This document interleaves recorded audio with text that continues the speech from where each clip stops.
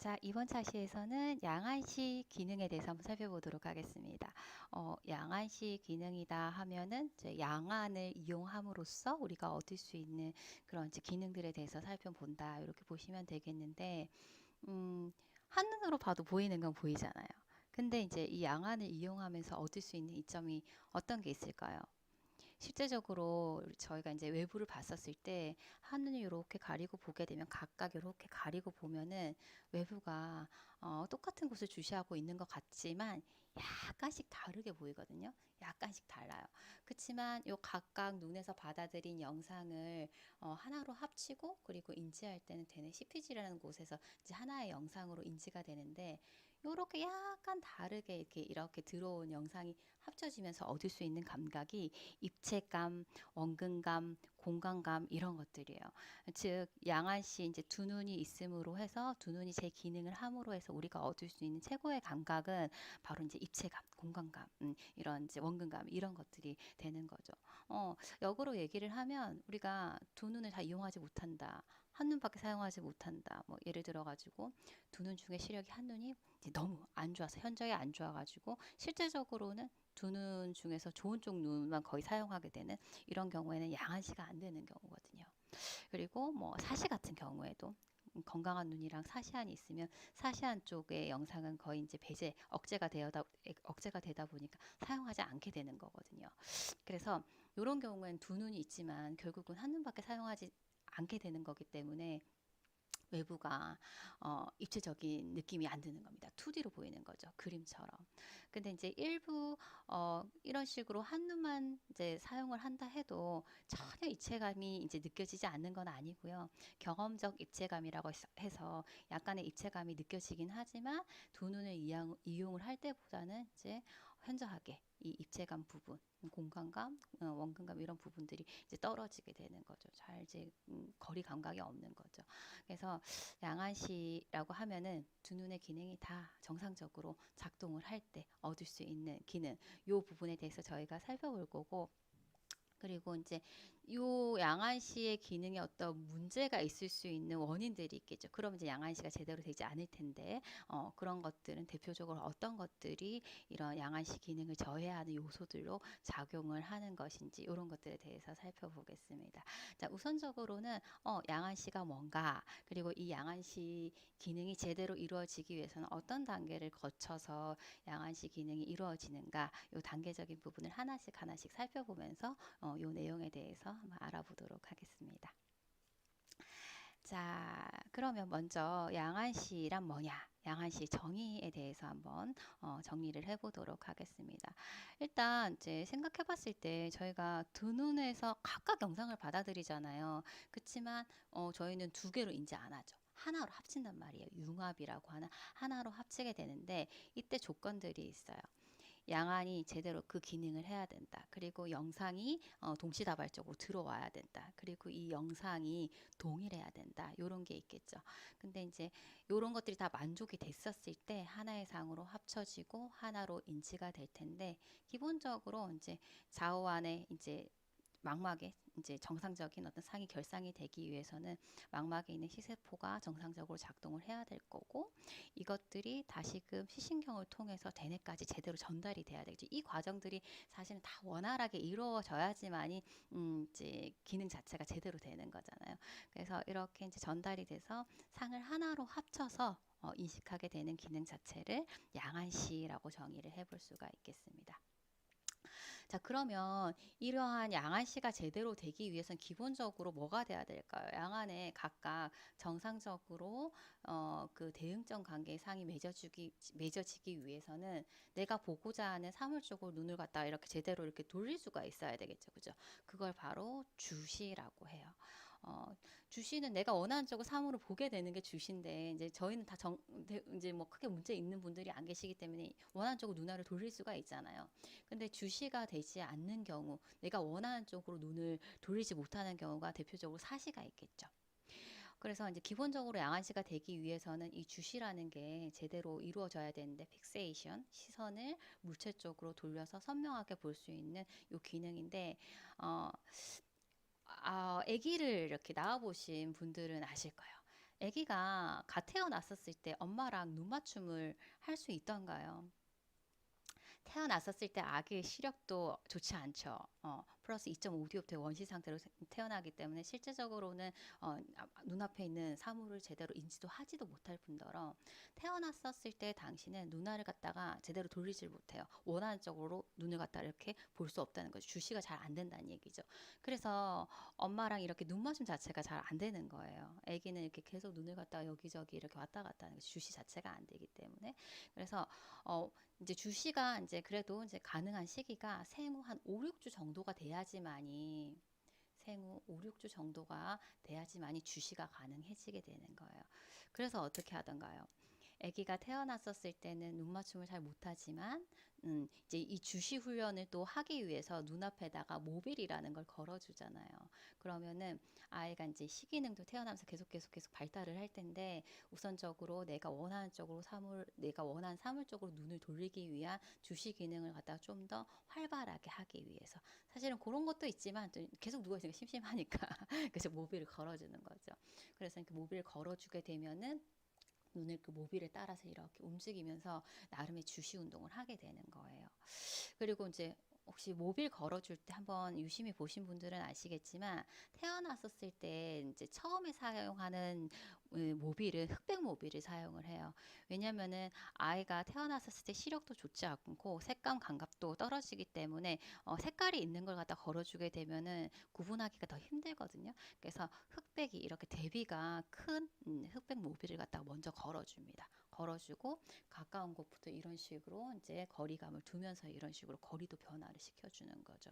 그래서 이렇게 흑백 모빌을 걸어주다가 그리고 좀 아이가 조금 더 성장했었을 때 컬러 모빌로 바꿔주면서 컬러 감각도 이제 바꿔주고 그래서 모빌 걸어주는 것도 단순하게 놀이 때문에 걸어주는 건 아니고 놀이도 크죠 사실은 하루 종일 누워 있어서 심심할 텐데 맞죠. 그렇지만 그것뿐만이 아니라 이 시기능을 발달하는 데 있어서 굉장히 이제 도움을 줄 수 있는 도구가 모빌이에요. 그래서 그런 의미로서 이제 보시면 되겠고, 그래서 생후 한 5, 6주 정도가 돼야지만이 엄마랑 눈 맞춤을 할 수가 있어요. 그래서 혹 이제 결혼 안 하신 분이 계시다면은 걱정 안 하셔도 됩니다. 처음에 애기 태어났었을 때 눈 맞춤 못 한다고 해서. 그래서 이런 식으로 발달을 한다라고 보시면 되겠어요. 그래서 기본적으로 양아시가 되기 위한 아주 기초적인 그 이제 전제 조건이 일단은 내가 보고자 하는 쪽으로 눈을 돌릴 수 있는 주시가 돼야 된다. 이건 기본적인 조건인 거죠. 이게 안 되면 안 되는 겁니다. 자, 그래서 이제 이렇게 돼야 되고, 자, 그러면은 이제 양아시가 성립되기 위한 기본적인 전제 조건이 있어요. 자, 먼저 보시게 되면 첫 번째, 아니 이상이 없다. 아니 이상이라고 하면 대표적으로 뭐가 있다고 했죠? 사위, 그 사시 이렇게 있어요. 자, 사위 사시 봤었을 때 일단 둘 다 아니 이상이 있다라고 했어요. 내가 원하는 쪽으로 눈을 돌리는 데 있어가지고 문제가 있는 건데 그 정도가 심한 게 사시. 눈이 팩 돌아가는 거죠. 그럼 이제 주시가 안 되는 경우입니다. 근데 사회 같은 경우에는 다행스럽게 또 분명히 이 사람 눈에는 안이 이상이 있어요. 안이 이상이 있지만 이걸 갖다가 안구 운동을 이용을 해가지고 힘을 줘가지고 융합할 수 있는 힘이 융합력이라는 게 있기 때문에 이 사람 사위가 있는 사람은 눈이 되게 막 모으고 벌리고 이렇게 하면서 주시가 가능하게끔 계속 노력을 하고 있기 때문에 눈이 불편할 수는 있죠. 그러니까 안정 피로가 있을 수가 있어요. 그래도 결과적으로는 양한시가 되거든요. 그래서 아니 이상이 없거나 아니 이상이 없다라고 하면 정의가 되겠고 그리고 아니 이상이 있는 경우는 이런 경우인데 이런 경우에라고 할지라도 융합력보다 적어요. 그러니까 융합력이 더 큰 경우가 사위고 융합력보다 이제 아니 이상이 더 큰 경우가 사시인 거죠. 아니 이상이 더 큰 거고 그죠? 아니 이상 그리고 사위는 아니 이상보다 융합력이 더 큰 거죠.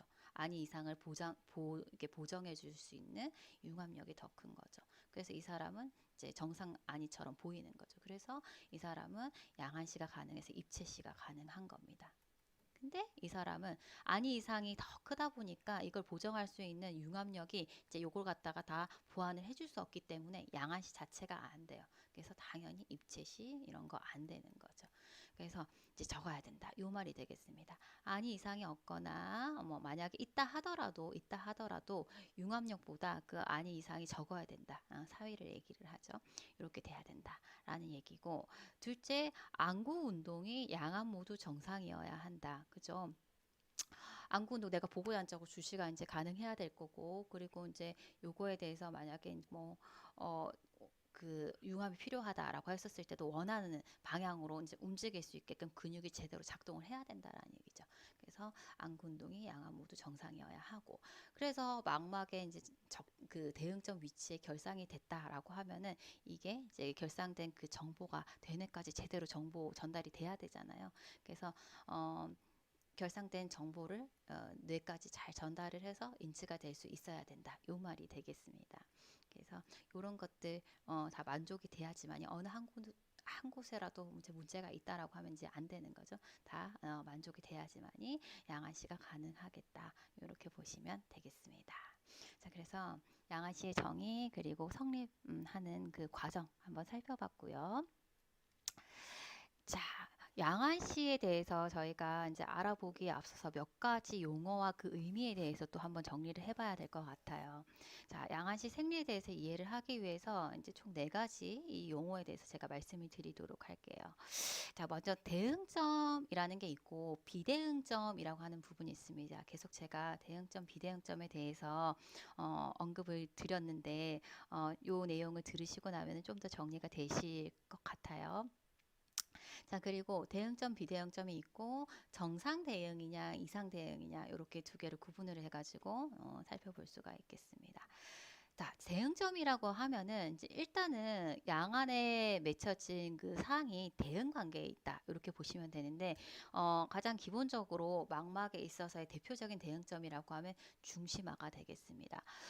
예를 들어 가지고 양안에 각각 맺힌 영상도 하나로 인지가 되잖아요. 그렇게 맺히려고 하면은 서로 대응점 관계에 맺혀야 되는데, 지금 밑에서 보시게 되면은 지금 왼쪽 눈에서의 중심화, 이제 포비아, 왼쪽 눈에 포비아 해서 제가 여기에다가 한번 표시를 해봤어요.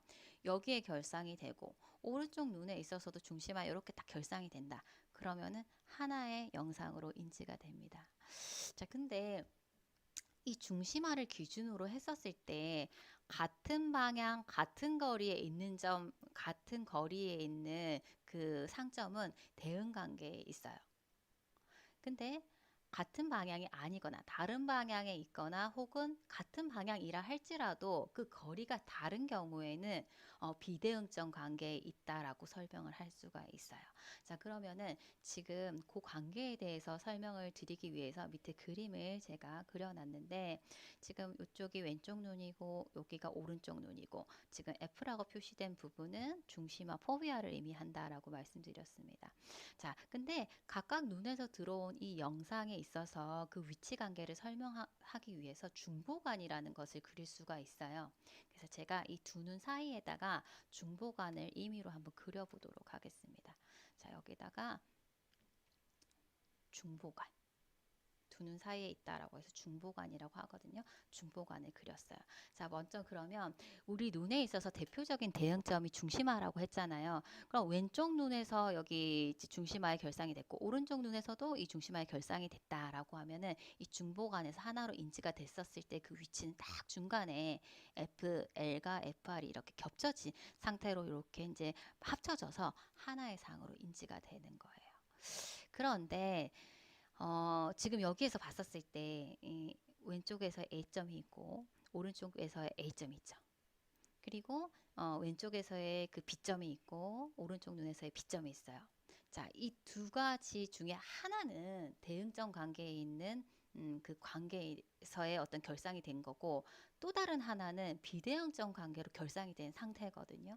어떤 게 대응점 관계로 결상이 된 거고 어떤 게 비대응점 간의 어떤 관계로 결상이 된 걸까요?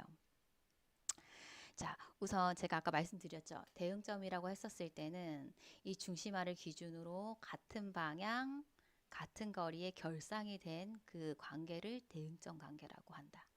자, 비대응점이라고 하면은 중심화를 기준으로 다른 방향이든지 혹은 같은 방향이라 할지라도 거리가 다르든지 이런 경우에는 비대응점 관계라고 한다라고 했거든요.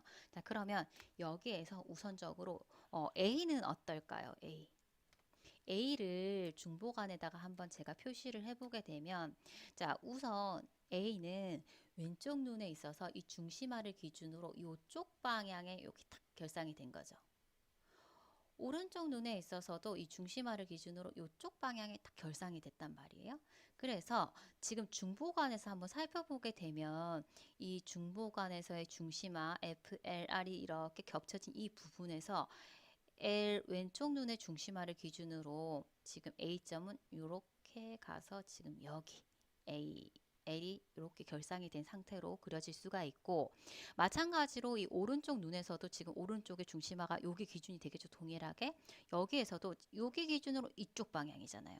여기 기준으로 이쪽 방향이잖아요. 그래서 이 A점 같은 경우에는 양안에서 대응점 관계로 이렇게 결상이 된 그런 결과이기 때문에 상이 하나로 합쳐질 수 있는 요런 이제 정상 대응 관계로 결상이 된 그런 모습이다라고 보시면 되세요.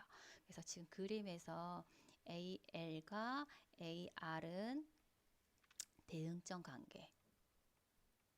이렇게 대응점 관계로 맺어지게 되면은 아무 문제 없이 자연스럽게 하나로 융합이 가능한 이런 정상 대응이 이루어진다라는 얘기입니다. 자, 그러면 요것과는 좀 다르게 B점에 대해서 한번 이 중보관에다가 그 위치 관계를 한번 표시를 해보도록 하겠습니다. 자, B점을 보게 되면 왼쪽 눈에서 지금 이 중심화를 기준으로 이쪽 방향에 요만큼 떨어진 위치에 결상이 된 그런 모습이고요. 자, 그럼 먼저 요거부터 그려볼까요? 자, 그러면 왼쪽 중심화를 기준으로 해가지고 지금 그려보시게 되면 여기를 기준으로 해서 좀 많이 이렇게 떨어진 이쪽 부분에 왼쪽 눈에 이 B점이 결상이 된 것을 그려볼 수가 있어요. 그죠? 이렇게 그려진다. 자, 그런데 오른쪽 눈을 한번 볼게요. 오른쪽 눈에서 이 중심화를 기준으로 요만큼 떨어졌는데 방향이 지금 여기에서 이렇게 가면 완전 반대 방향인 거죠. 그래서 오른쪽 눈에서는 여기에 결상이 되는 거예요. 그러면 어떻게? 대응점 관계 아니죠. 이런 경우에 비대응점 관계, 이상 대응이 되는 겁니다. 지금 이렇게. 자, 그럼 어떻게 실제적으로 인지가 되느냐? 왼쪽 눈 같은 경우에 여기 결상이 되면은 이 사람이 이제 인지할 때는 이쪽 방향에 인지가 되는 거예요.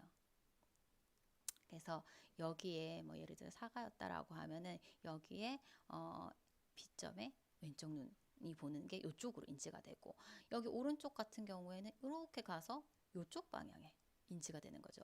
똑같은 위치에 있는 사물을 사과를 이렇게 바라봤는데 각각 눈에 맺혀진 그 상점 관계가 비대응점 관계로 결상이 되면 하나로 합칠 수가 없어서 이렇게 두 개로 보여지게 되는 거죠. 위치가 다르게. 바로 이게 복시라는 얘기입니다. 그래서 지금 B와 같은 경우에는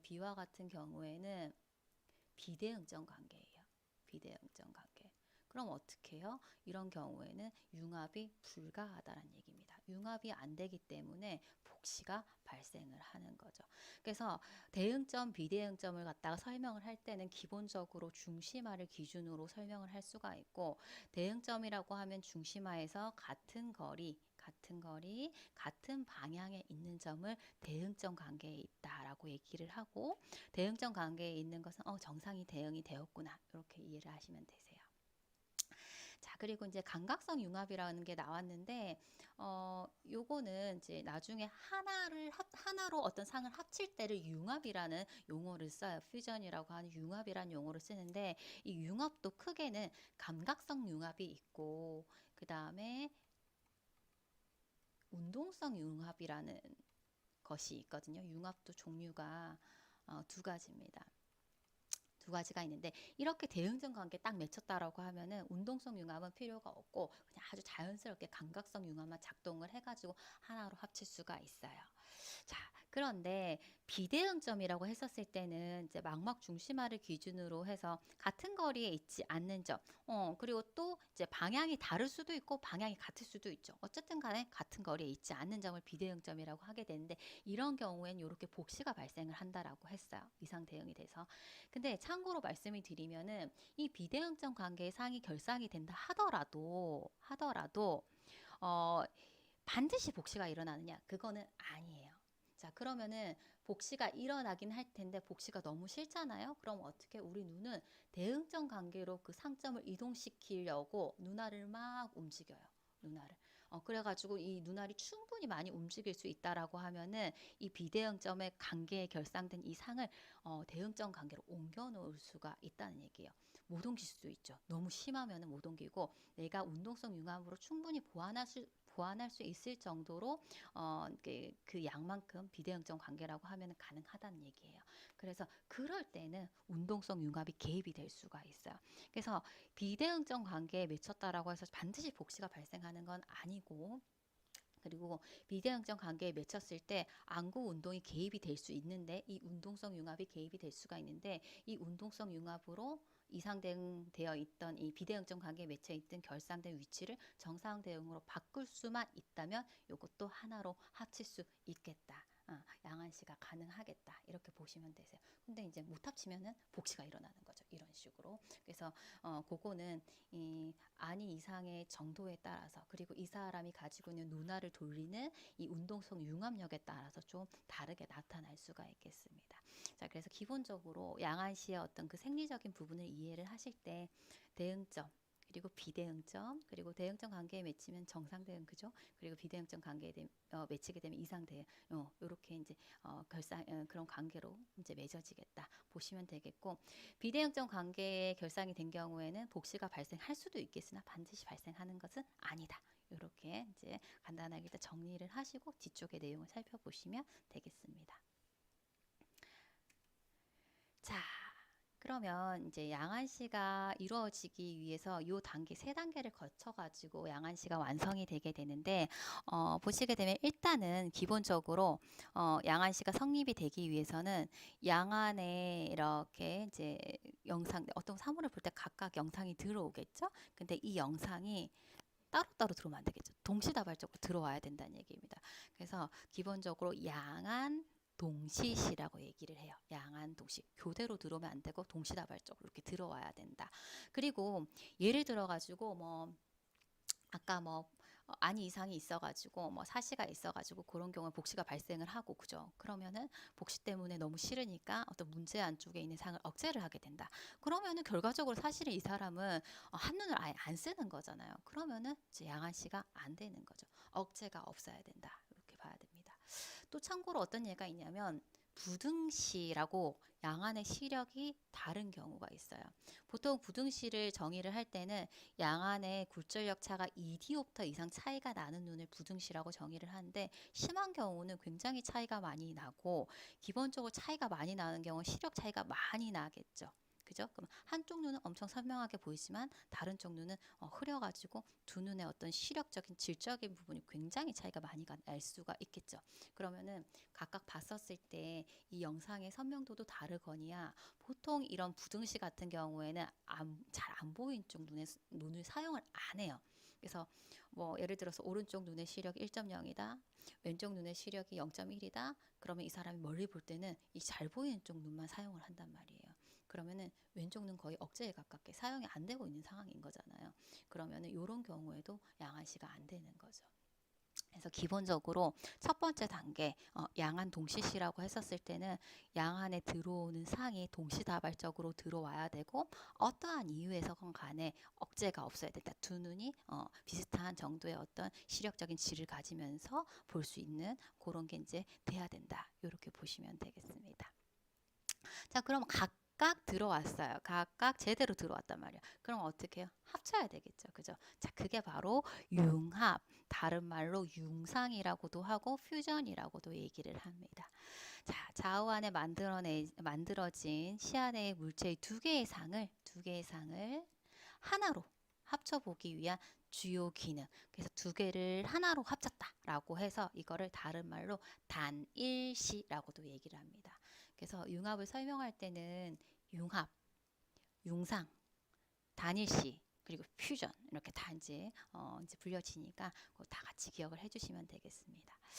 자, 그리고요. 이제 이 융합을 얘기할 때는 두 가지 이 종류 감각성 융합과 운동성 융합에 대해서 조금 이제 이해를 하셔야 되는데 앞서서도 잠깐 설명을 드렸지만 기본적으로 양 안에 맺어지는 이 결상된 정보가 서로 어, 대응점 관계에 결상이 됐어요. 그럼 자연스럽게 당연히 하나로 합쳐지겠죠. 정상 대응이 돼서 그때는 감각성 융합만 작동을 해요. 감각성 융합만. 근데 아까 봤지만 비대응점 관계의 결상이 됐는데 그 정도가 심하지 않은 거죠. 그래가지고 누나를 조금 돌려가지고 정상 대응 관계로, 그러니까 대응점 관계로 상의 위치를 갖다가 조금 변화를 시켜서 정상 대응이 될 수 있게끔 해줄 수 있다라고 해가지고 이제 상을 하나로 합칠 수 있다라고 한다면 이때는 안구 운동을 이용한 운동성 융합이 작동을 한다는 얘기입니다. 그래서 운동성 융합이라고 하는 것은 이 대응점 관계에 결상되지 않은 이 결상 정보를 어, 이제 대응점 관계로 옮겨놓기 위한 안구 운동과 관련한 융합이다. 이렇게 이해를 하시면 되세요. 도와주는 거죠. 그죠? 이게 이제 운동성 융합이고, 자, 운동성 융합이라고 했었을 때는 이제 안구 운동과 관련을 한다라고 얘기를 했는데, 눈을 돌리실 수 있잖아요. 위 아래로도 돌릴 수 있고, 양 옆으로도 돌리실 수 있잖아요. 근데 실제적으로 이 눈알은 이 주변에 이제 근육들이 이 눈알을 잡고 있겠죠. 근데 근육들 역시 사람마다 이 근육이 발달한 정도는 다 다르지 않겠습니까? 그죠? 몸도 보면은 되게 이렇게 근육이 많은 사람도 있고 그렇지 않은 사람도 있고 그렇지만 뭐 조금 더 원하고자 운동을 하면은 근육도 더 이렇게 튼튼하게 더 많이 만들어질 수도 있고 눈알도 마찬가지거든요. 눈알에 있는 아주 이 섬세한 이 근육들도 다 이제 눈알을 돌리기 위해서 위, 아래, 양 옆으로 돌리기 위해서 이제 있는 근육들인데 이 근육들의 힘은 사람마다도 다르지만 기본적으로 평균값은 있지만 사람마다 달라요. 근데 또 훈련을 한다라고 하면 충분히 어느 정도 이제 향상이 될 수 있는 부분이기는 하거든요. 근데 기본적으로 이제 가질 수 있는 이 융합력에 대해서 한번 살펴보게 되면은 일단 한번 생각해 보시면 눈알을 양 옆으로 돌리는 거를 생각해 보시고 위 아래로 이렇게 돌리는 걸 생각해 봤을 때 이 돌릴 수 있는 수평과 수직의 융합력의 어떤 그 폭은 어디가 더 큰 것 같으세요? 어느 쪽이 더 많이 눈알을 움직일 수 있으시는 것 같으세요? 한번 눈알을 한번 돌려보시 보시죠. 어떠신 것 같으세요? 양 옆으로 좌우로 돌리는 그 눈알 운동 그 폭이 훨씬 더 크실 거예요. 수평 방향이 운동성 융합력이 큽니다. 훨씬 더. 반면에 수직 같은 경우에 운동성 융합력이 상대적으로 굉장히 작아요. 그래서 수평 방향에서 내사나 외사가 있는 경우에는 이걸 보정할 수 있는 수평 융합력이 굉장히 크기 때문에 사실은 크게 문제가 안 되는 경우들이 많아요. 근데 수직 방향 같은 경우는 이걸 보정할 수 있는 힘 자체가 굉장히 작아가지고 보정하기가 힘들어서 이제 보통은 수직 방향에 어떤 안이 이상이 있다라고 하면은 처방을 바로 해버리죠. 프리즘 처방을 갖다 바로 해가지고 해야지만 이제 어떤 피로감을 덜어줄 수가 있거든요. 자, 그래서 다시 돌아와가지고요. 자, 눈알을 돌리는 힘이 이제 운동성 융합력이다라고 했는데 일단은 좀 전에 살펴봤지만 수평이랑 수직을 봤었을 때는 수평 방향이 눈알 돌릴 수 있는 힘이 훨씬 더 크다라는 거 한번 느껴보셨을 거고 수치적으로도 한번 비교를 해보시긴 하겠지만 자, 그리고 수평 방향도 보게 되면 눈을 안으로 모으는 힘하고 눈을 밖으로 벌리는 이제 눈 모음 그리고 눈 벌림 폭죽 계산을 한번 비교를 해보시면 어느 쪽이 더 큰 것 같으세요? 눈을 모으는 게 훨씬 더 크죠. 그죠? 그래서 비교를 해보면 일반적으로 이 폭주성 융합력은 한 12에서 15프리즘 가량 되고요. 반면에 계산 한 6에서 8프리즘 정도밖에 안 됩니다. 그래서 어, 그 교정을 할 때도 만약에 외사가 있는 경우에는 눈을 안으로 모을 수 있는 힘이 훨씬 더 크기 때문에 훨씬 더 교정하기가 편해요. 근데 반면에 이제 내사가 있는 경우에는 벌리는 힘 자체가 그게 이제 운동성 역 자체가 조금 비교를 해보시면 적다 보니까 조금 요거보다는 조금 힘들 수가 있어요. 이제 교정을 하는 데 있어가지고 그렇고. 그래서 눈을 모으는 힘은 한 12에서 15뿌리쯤 정도, 그리고 눈을 벌리는 힘 한 6에서 8뿌리쯤 정도, 요렇게 이제 일반적으로 평균적으로 이제 운동성 융합력을 가지고 있고, 자, 수직이랑 한번 비교를 해보게 되면은 수평 같은 경우엔 지금 이제 12에서 15, 6에서 8, 요 다 더한 범위가 수평 방향에서의 이 운동성 융합력이잖아요. 근데 요거과는 비교가 되게 수직 같은 경우에는 끼케야 3에서 6 정도밖에 안 돼요. 너무 작잖아요. 그죠? 그래서 실제적으로 이 어떤 비대형적 관계에 있어서 결상이 됐었을 때 이거를 보정하기 위해서 사용될 수 있는 수직 방향의 운동성 융합력이 너무 작다 보니까 교정하기가 힘들고 굉장히 안정 피로감도 큰 거죠. 이제 노력을 해가지고 교정을 해야 되는데 가지고 있는 그 역량 자체가 너무 적다 보니까 이걸 다 쓰면 눈이 너무 피곤한 거예요. 그래서 피로감이 너무 크기 때문에 수직 방향 같은 경우에는 안이 이상이 있다라고 했었을 때 첫 번째로 프리즘 처방을 해서 그런 피로감을 덜어주는 식으로 이런 식으로 처방을 하게 됩니다. 자, 그래서 다시 융합을 한번 정리를 해보면 융합이라는 것은 각각의 눈에서 들어온 그 영상 정보를 하나로 합치는 것을 융합이라고 하고, 그리고 이 융합에는 크게 두 가지가 있다. 감각성 융합과 운동성 융합이 있는데, 이 감각성 융합 같은 경우에는 망막에 있어서 대응점 관계의 결상이 됐었을 때 이런 경우에는 오직 감각성 융합만 자연스럽게 하나로 합치게 되는 감각성 융합만 작동을 하고, 비대응점 관계의 결상이 됐다라고 한 경우에 반드시 복시가 발생하는 건 아니라고 했어요. 왜? 안구 운동을 이용을 해가지고 대응점 관계로 그 결상 위치를 갖다 옮겨서 정상 대응 관계로 만들게 되면 하나의 상으로 융합이 가능하거든요. 그때는 안구 운동을 이용한 운동성 융합력이 같이 이렇게 보완적으로 작동을 하게 된다. 이렇게 보시면 되겠습니다. 그리고 기본적으로 이제 운동성 융합약의 어떤 비를 갖다가 비교해 보면 수평이랑 수직을 비교했었을 땐 수평 방향이 그 운동성 융합 눈알을 돌릴 수 있는 힘이 현저하게 크고요. 수직 방향은 좀 작다. 상대적으로 굉장히 작다. 이렇게 보시면 되겠고, 수평 방향에 있어서도 눈을 모을 수 있는 운동성 융합력이 훨씬 더 크다. 이렇게 정리를 해보시면 되겠습니다. 그래서 첫 번째 단계로 양안 동일시가 이루어져야 되고, 그게 되고 나면은 융합이 일어날 거고, 그러고 나면 세 번째 완성 단계인 이제 입체시가 일어나는 거죠. 입체시. 그래서 양안시의 최고 단계, 그죠? 최고 단계인 입체시가 일어나게 되는데, 이 입체시라고 하면은 이제 거리 감각에 대한 얘기가 되겠죠. 거리감이 느껴진다는 얘기입니다. 뭐 이런 게 안 돼서 양안시가 제대로 안 되면은 이제 거리감이 안 느껴지는 거죠. 한번 쉽게